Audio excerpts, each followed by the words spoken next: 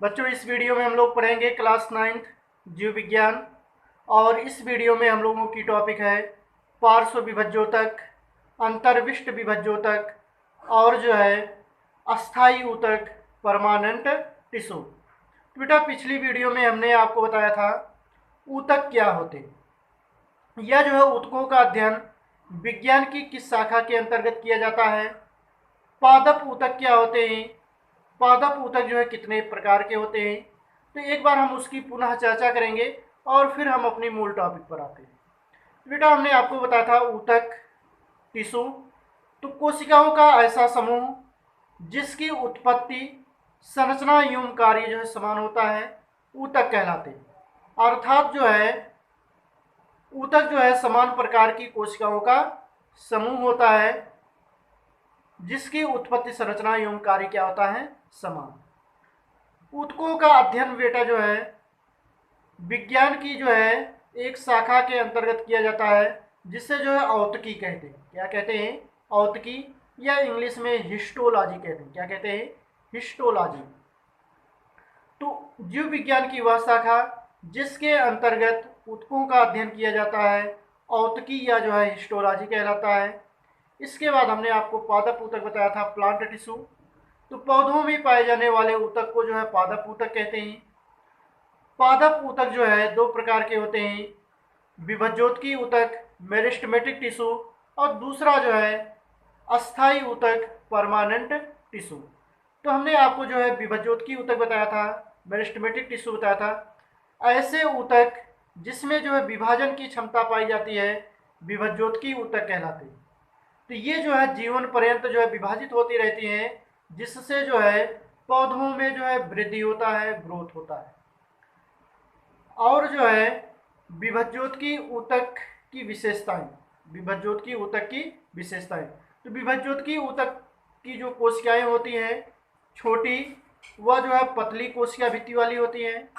इसमें कोशिका द्रव्य जो है सघन होता है और कोशिकाएं जो है परस्पर एक दूसरे से सटी होती हैं जिसके कारण इसके बीच अंतराकोशिकीय स्थान नहीं पाया जाता है।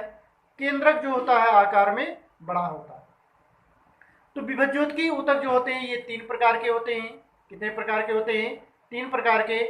शीर्षस्थ विभज्योतक, एपिकल मेरिस्टेम, पार्श्व विभज्योतक, लैटरल मेरिस्टेम, और तीसरा है अंतर्विष्ट विभज्योतक, इंटरकैलरी मेरिस्टेम। बेटा, हमने आपको शीर्षस्थ विभज्योतक बताया था कि शीर्षस्थ विभज्योतक पौधों के तनों के शीर्ष व जो है जड़ों के शीर्ष में जो है पाए जाते हैं। इसके विभाजन के कारण जो है पौधों के जो है तनों की लंबाई में या जो है जड़ों की लंबाई में जो है वृद्धि होती है। तो इस वीडियो में हम लोग पढ़ेंगे पार्श्व विभज्योतक, लैटरल मेरिस्टेम। तो पार्श्व विभज्योतक, लैटरल मेरिस्टेम क्या होते हैं? ये जो है जड़ एवं तनों के पार्श्व में पाए जाते हैं।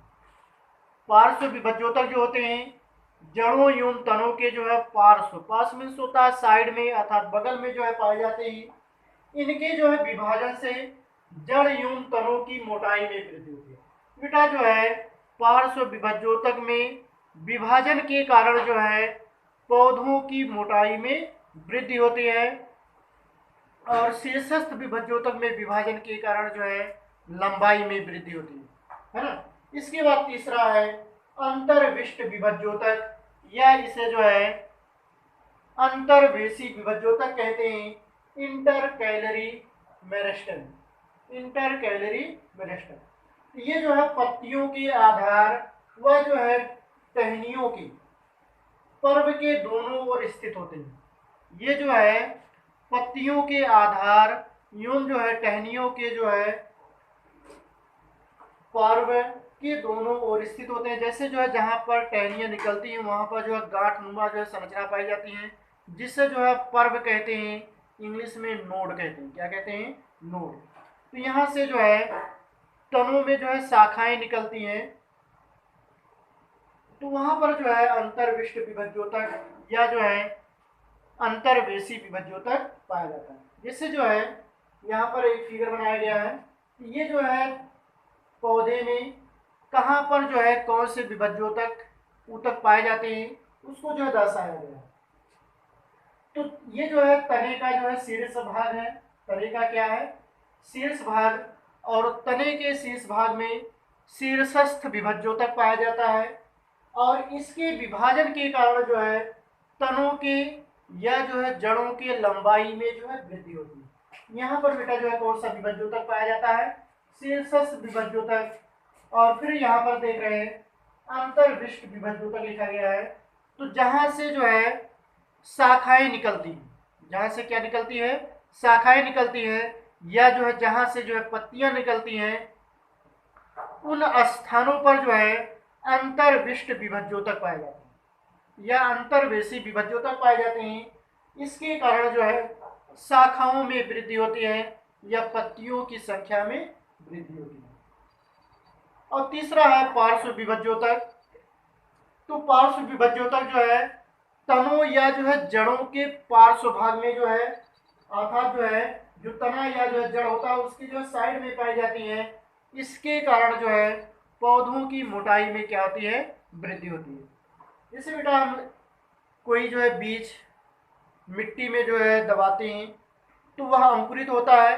अंकुरित होने पर जो है उससे एक नन्हा सा जो है पौधा निकलता है ना। तो वह पौधा जो है बहुत छोटा होता है, बहुत पतला होता है, लेकिन धीरे धीरे जो है उसकी जो है लंबाई में वृद्धि होती है और उसकी जो है मोटाई में वृद्धि होती है ना।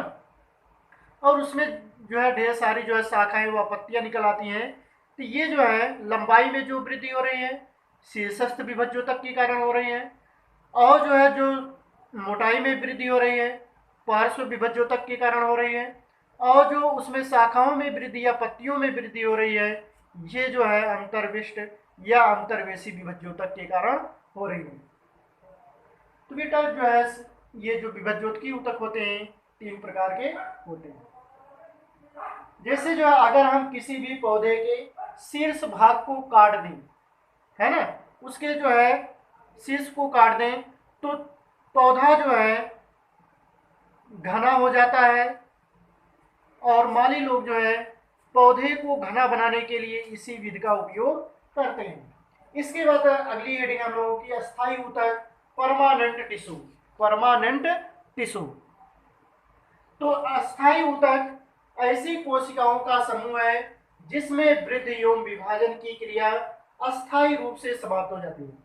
तो अस्थायी ऊतक ऐसे जो है कोशिकाओं का समूह होता है जिसमें जो है विभाजन की क्षमता नहीं पाई जाती है।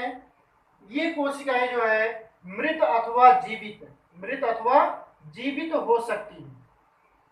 तो बेटा जो विभज्योतकीय ऊतक है जब इसमें जो है विभाजन की क्षमता समाप्त हो जाती है तो यही ऊतक जो है अस्थायी ऊतकों में जो है परिवर्तित हो जाती है। अस्थायी ऊतक जो है 3 प्रकार के होते हैं: सरल अस्थायी ऊतक, जटिल अस्थायी ऊतक, मिश्रित अस्थायी ऊतक।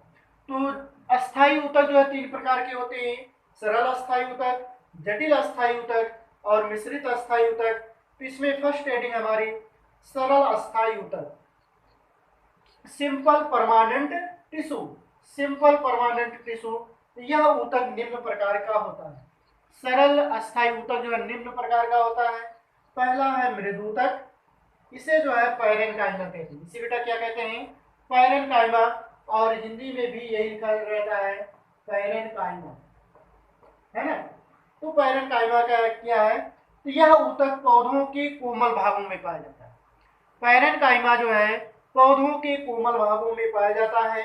इसकी कोशिकाएं सजीव समव्यासी, समव्यासी का मतलब होता है एक ही आकार की, अर्थात जो है समान आकार की, पतली भित्ति वाली, गोल अंडाकार या जो है बहुभुजाकार इस तरह से